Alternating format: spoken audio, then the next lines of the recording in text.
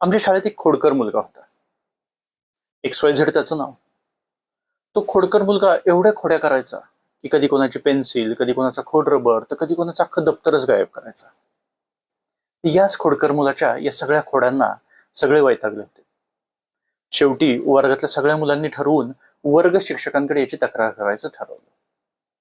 वर्ग शिक्षकांकडे गेल्यानंतर शिक्षक म्हटले की हे बघा मुलांना, मी या मुलाबद्दल काहीच करू शकत नाही. तुम्ही एक काम का नाही करत, तुम्ही हे सगळं प्रकरण मुख्याध्यापक सरांकडे घेऊन जावं. मग काय, आम्ही मुख्याध्यापकांच्या केबिनमध्ये गेलो. सरांना सगळा घडलेला प्रकार सांगितला.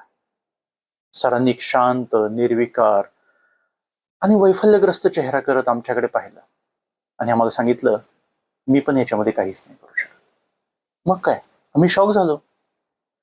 सर म्हटलं, तुम्ही तर मुख्याध्यापक, तुम्ही तर शाळेचे मुख्याध्यापक, अशा वेळेला तुम्हीच काहीतरी ऍक्शन घेतली पाहिजे.